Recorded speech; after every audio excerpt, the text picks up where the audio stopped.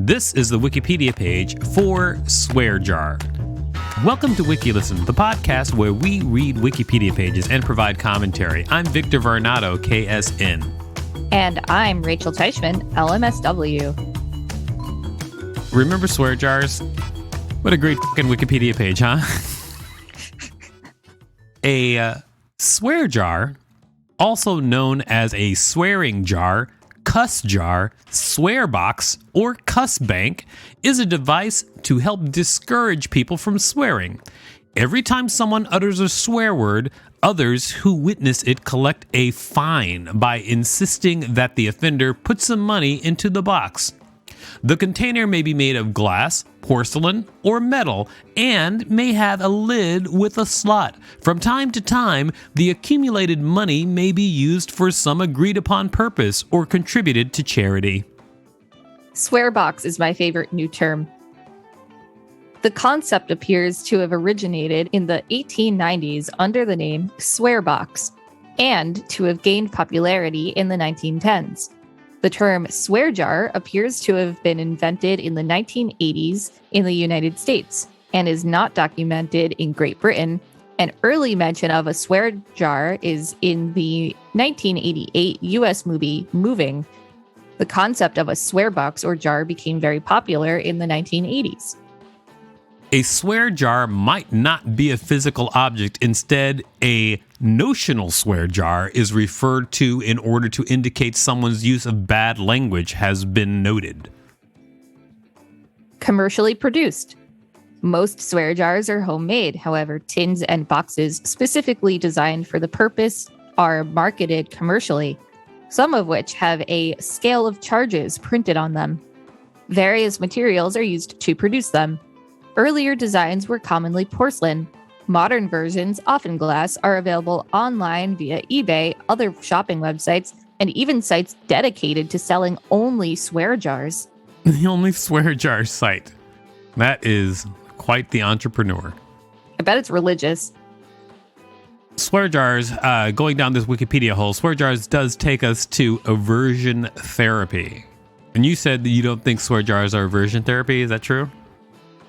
It's not that it's not. It's just a really far stretch. It's just not what I think of when I think of aversion therapy. Well, I don't even know what I think of when I think of aversion therapy. Let's find out, I guess, right? Yeah, I mean, when I think of aversion therapy, I think of like when someone's trying to quit cigarettes or quit drinking alcohol. You want to start the page? Sure. This is the Wikipedia page for aversion therapy. Aversion therapy is a form of psychological treatment in which the patient is exposed to a stimulus while simultaneously being subjected to some form of discomfort. This conditioning is intended to cause the patient to associate the stimulus with unpleasant sensations with the intention of quelling the targeted, sometimes compulsive, behavior. Aversion therapies can take many forms. For example, placing unpleasant tasting substances on the fingernails to discourage nail chewing, pairing the use of an emetic with the experience of alcohol, or pairing behavior with electric shocks of mild to higher intensities. Aversion therapy, when used in a non-consensual manner, is widely considered to be inhumane. Yeah, I wonder why.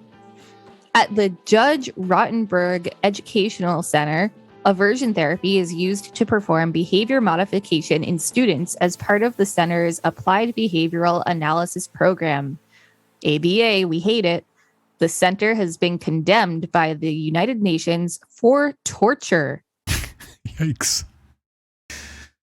In addictions, various forms of aversion therapy have been used in the treatment of addiction to alcohol and other drugs since 1932, discussed in Principles of Addiction Medicine, Chapter 8, published by the American Society of Addiction Medicine in 2003. Alcohol addiction.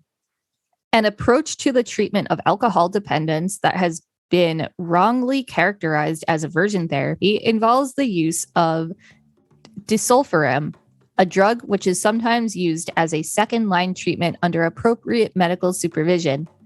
When a person drinks even a small amount of alcohol, disulfiram causes sensitivity involving highly unpleasant reactions, which can be clinically severe. Rather than as an actual aversion therapy, the nastiness of the disulfiram alcohol reaction is deployed as a drinking deterrent for people receiving other forms of therapy who actively wish to be kept in a state of enforced sobriety. Disulfiram is not administered to active drinkers. Cocaine dependency. Emetic therapy and ferretic aversion therapy has been used to induce aversion for cocaine dependency. Cigarette addiction. It is unknown whether aversion therapy in the form of rapid smoking to provide an unpleasant stimulus can help tobacco smokers overcome the urge to smoke. In compulsive habits, aversion therapy has been used in the context of subconscious or compulsive habits such as chronic nail biting, hair pulling, trichotillomania, or skin picking, commonly associated with forms of obsessive compulsive disorder, as well as trichotillomania. In history, Pliny the Elder attempted to heal alcoholism in the 1st century Rome by putting putrid spiders in alcohol abusers' drinking glasses. They just put spiders in their glasses. We love Pliny the Elder. In 1935, Charles Shadell turned a colonial mansion in Seattle into the Shadell Sanatorium, where he began treating alcoholics for their substance use disorder. His enterprise was launched with the help of gastroenterologist Walter Voitlin and psychiatrist Fred Lemire. Together, they created a medical practice that exclusively treated chronic alcoholism through Pavlovian conditioned reflex aversion therapy. In popular culture, in Anthony Burgess's novel A Clockwork Orange and the film adaptation directed by Stanley Kubrick, the main character Alex is subjected to a fictional form of aversion therapy called the Ludovico technique, with the aim of stopping his violent behavior. Judge Rotenberg Center. The Judge Rotenberg Center is a school in Canton, Massachusetts that uses the methods of ABA to perform behavior modification in children with developmental disabilities. Before it was banned in 2020, recently, it was banned in 2020, the center used a device called a graduated electric decelerator, GED, to deliver electric skin shocks as adverses. The Judge Rotenberg Center has been condemned by the United Nations for torture as a result of this practice. In Massachusetts, wow.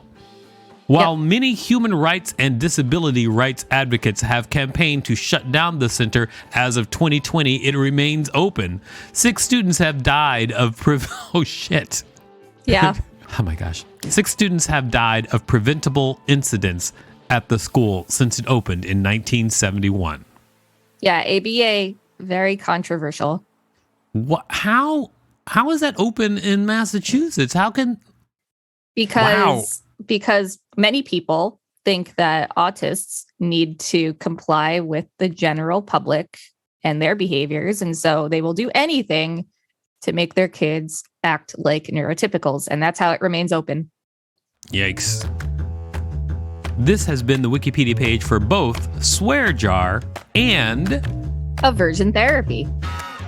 Thanks for listening to WikiListen.